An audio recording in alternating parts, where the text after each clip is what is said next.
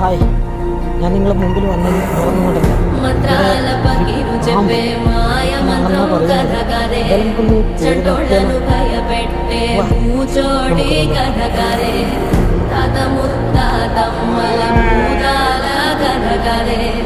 విక్రమాదిత్యుడు చెప్పిన వేదాడుడి కథగారే, దీపము నుండి దెయ్యం వచ్చే అల్లావుద్దీన్ కథ కాదే, ఇది ముడత చర్మము